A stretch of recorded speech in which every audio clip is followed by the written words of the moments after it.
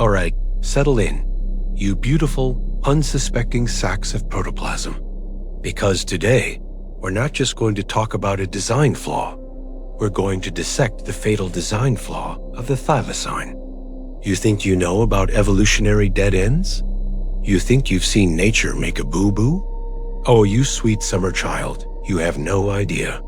The thylacine, or as I like to call it, the oops all dog but not really, was less a creature and more a cosmic joke, scribbled into the annals of natural history with a rusty nail. A creature so spectacularly, tragically, almost aggressively misunderstood by its own biology, that it makes you wonder if evolution just had a really bad Monday.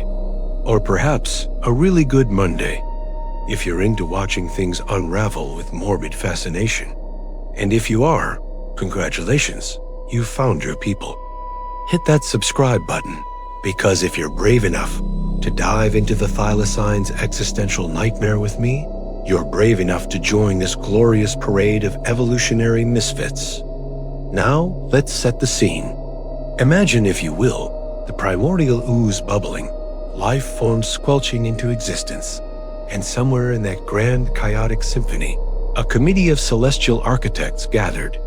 Right, one probably said, we need a marsupial predator for Australia. Something sleek, efficient, terrifying. Another chimed in, but also, what if it looked really like a dog? Like uncannily so, but with a pouch. And a jaw that ... Well, we'll get to the jaw. And thus the thylacine was born. A wolf in sheep's clothing, if the sheep's clothing was also wearing a wolf costume. And both were actually marsupials experiencing an identity crisis. This isn't just convergent evolution, folks. This is convergent evolution with a mischievous wink, a cosmic prank designed to fool us all. The scientific term for this dog-like appearance is convergent evolution, where unrelated species evolve similar traits due to similar environmental pressures or ecological niches. In the thylacine's case, it occupied a similar predatory niche to canids in other parts of the world, leading to its striking resemblance to wolves and dogs, despite being a marsupial. It's like nature saying, hey, this design works. Let's just copy-paste it onto a completely different blueprint. But it's not get sidetracked by its fashion choices. The real horror show, the piece de resistance of its catastrophic blueprint, lies in its very mouth. Oh, that mouth. A maw capable of opening to an almost unbelievable 120 degrees. You could practically fit a small watermelon in there. Imagine a predator that could unhinge its jaw with the theatrical flair of a Victorian-era villain. It sounds impressive, right? Like a super weapon of the animal kingdom. Wrong. So incredibly, tragically, hilariously wrong. While a wide gape might seem advantageous for delivering a crushing bite, the thylacine's skull structure, particularly its relatively weak temporalis muscle, compared to placental carnivores of similar size, meant that its bite force was surprisingly low for its size. For context, studies using biomechanical models suggest that a thylacine had a bite force quotient, BFQ, a measure comparing bite force to body mass, lower than many canids and even some felines. This means that while it could open wide, it couldn't necessarily clamp down with the bone-shattering force you'd expect from a top predator. It was all show, no go. A gaping maw with the crushing power of a particularly enthusiastic handshake. It's like being given a super-fast car, but with bald tires and a fuel leak. The potential is there, the execution. Well, the execution was executed, wasn't it? And those stripes? Oh, the stripes. 11 to 13 dark, distinctive stripes adorning its lower back and hindquarters. They weren't just for show, you know. They served a purpose, a beautiful, tragic purpose. These stripes provided camouflage, helping the thylacine blend to the tall grasses and dappled light of its habitat. Picture it, a shadowy form, moving silently through the undergrowth, those stripes breaking up its outline, making it virtually invisible until it was too late. This is a classic example of disruptive coloration, a form of camouflage where patterns on an animal's body break up its silhouette, making it harder for predators or prey to recognize its shape. But here's the kicker. This master of stealth was often hunting animals like kangaroos and wallabies, creatures with keen senses of smell and hearing.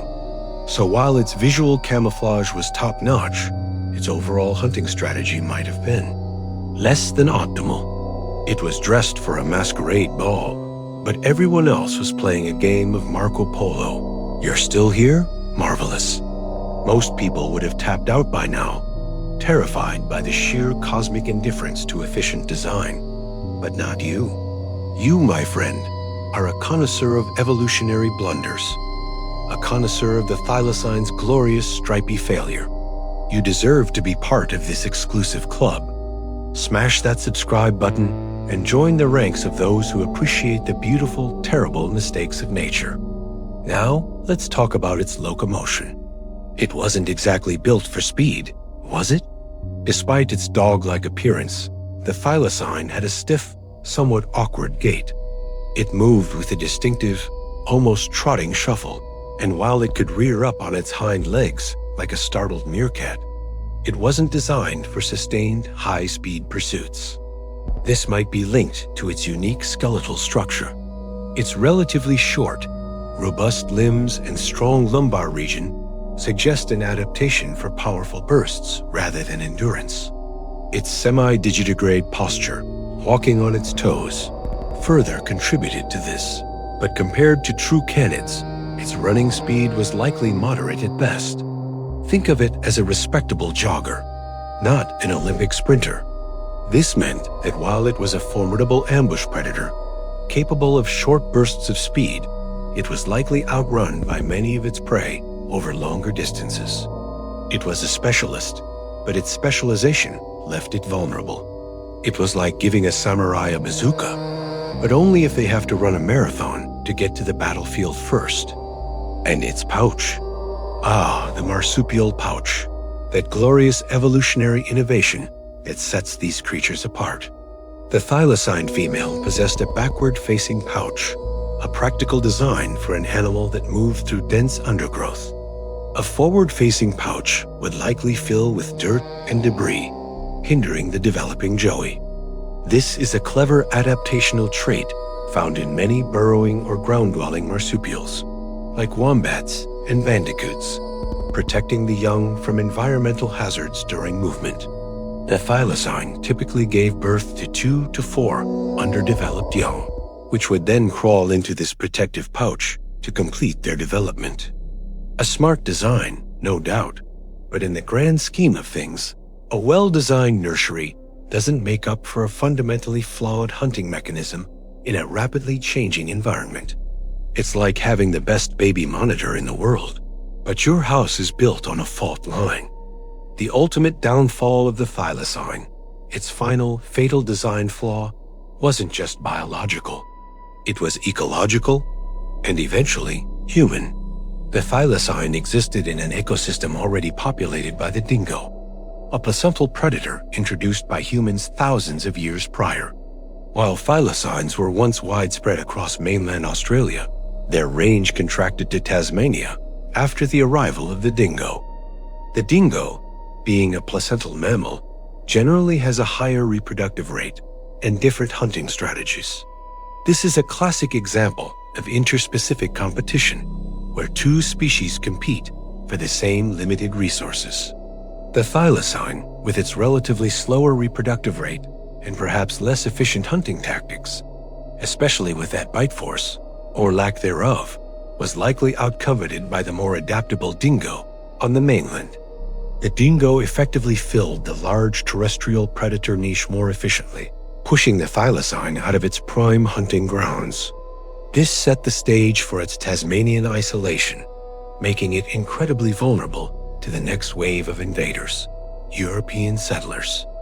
The bounty placed on them, the relentless hunting, the habitat destruction, it all piled onto a creature already teetering on the brink due to its inherited design flaws.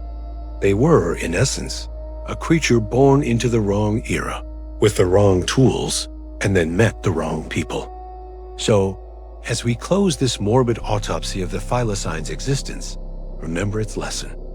Evolution isn't about perfection. It's about good enough. And sometimes, good enough isn't quite good enough when the world decides to turn its back on your particular brand of quirky. The Thylacine's fatal design flaw wasn't just in its wide jaw or its awkward gait, but in its inability to adapt fast enough to overcome its own biological eccentricities in the face of overwhelming external pressures. So, if you're ever feeling like you've got a fatal design flaw, just remember the Thylacine. It might not make you feel better, but at least you're not extinct. Yet, unless, of course, you don't hit that subscribe button, in which case, your fate is sealed. Join us, embrace the glorious fatal design flaws of the animal kingdom, and never miss another tale of evolutionary tragedy.